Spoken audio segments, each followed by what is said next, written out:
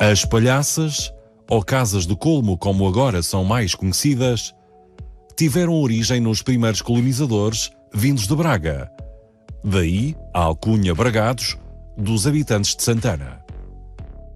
Em Santana ainda podemos encontrar o que eram as primeiras casas feitas pelos primeiros colonizadores quando vieram habitar a Madeira. Eram casas que eram feitas em madeira e cobertas de colmo, as chamadas casas palhaças ou casas cobertas de palha. Eram casas feitas todas em madeira e cobertas de colmo. Hoje em dia nós podemos ver algumas já são construídas em pedra e continuam a ser cobertas de colmo. Tinham a grande função de serem muito frescas no verão e quentes no inverno, devido à sua constituição. E como a Santana é um lugar frio, permanecia sempre com um grande ambiente térmico agradável aos seus habitantes. A cozinha era afastada da casa de palha por causa do perigo de incêndio à casa principal. A casa principal era então em V invertido, com planta retangular, onde apenas havia um quarto e na parte superior uma espécie de sótão.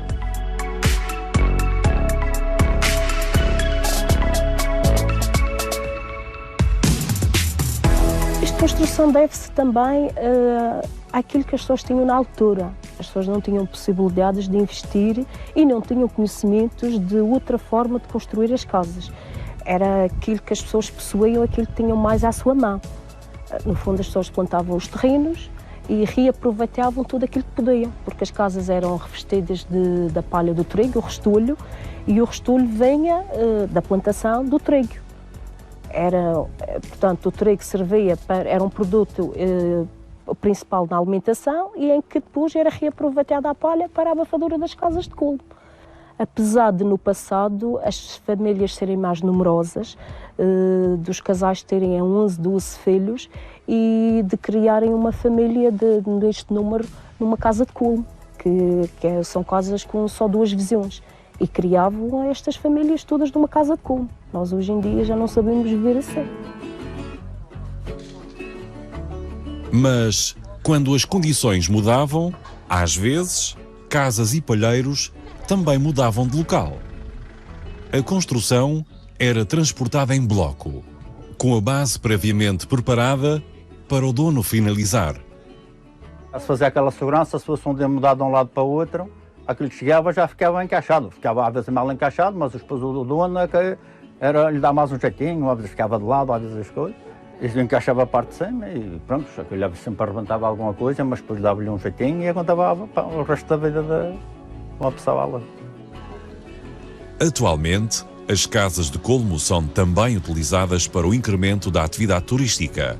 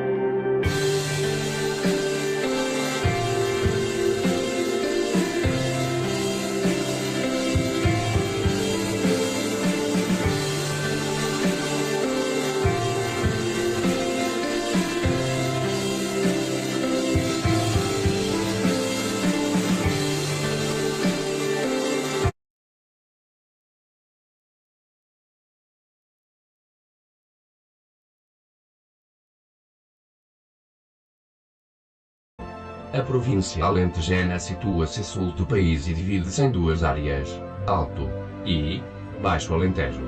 Sendo o clima da região bastante quente, as casas são clareadas de branco para proteção dos raios solares. À volta das portas e janelas são pintadas faixas amarelas e azuis para proteção dos insetos que são atraídos pela cor branca, afastando os insetos do interior das casas. As janelas de pequenas dimensões serviam para manter a casa fresca. A chaminé era de grandes dimensões, pois algumas das casas possuíam fornos a lenha, e era construída na fachada frontal. O telhado era de 2 águas com forro de canas para isolamento do calor, optando alguns por colocar 1 ou 2 telhas de vidro para a luz entrar. A sua construção era de tijolos de barro amassados e secos ao sol. A cobertura era em argamassa de cal e areia. Os materiais usados na área são argila, cal, areia e pedra da região. As paredes eram muito grossas, barrando assim a entrada do calor.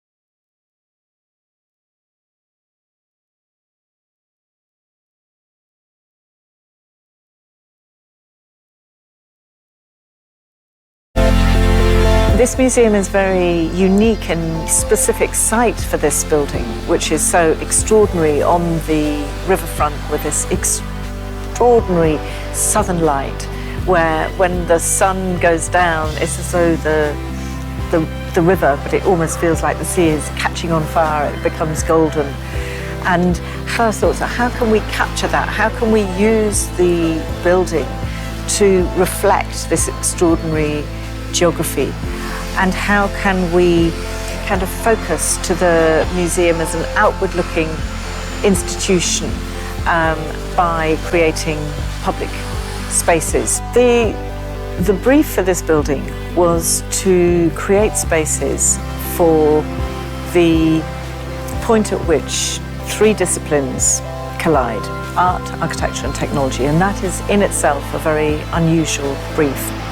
And so the idea of spaces that flowed one from another, that you blur the boundaries between the spaces, the idea that the gallery spaces inside are an extension of the public spaces that we create outside, as though we're pulling the public spaces into the building.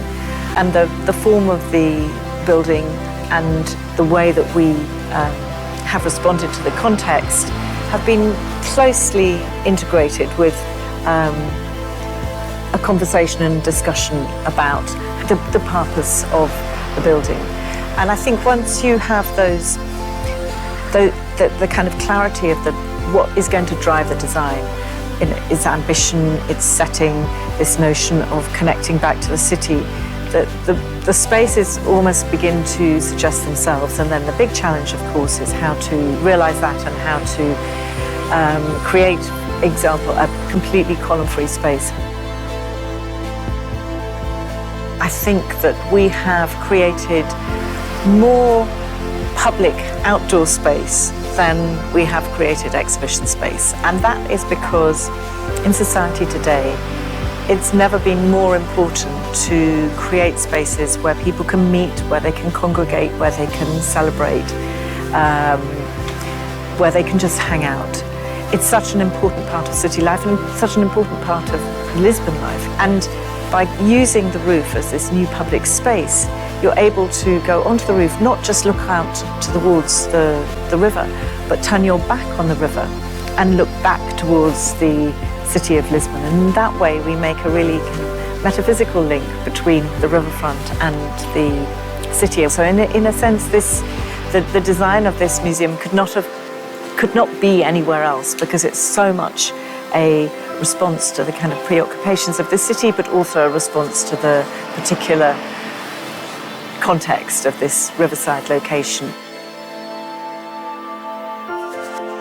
É bom não esquecer que dali, daquela orla, saíram as caravelas, não é? Mas aquilo de determinados ângulos parece uma nave espacial, de outros parece uma vela, de outros parece um animal marinho. A ideia é essa mesmo, é que aquilo seja um sítio em que nos projetamos no futuro. É um legado, é uma mensagem para o futuro.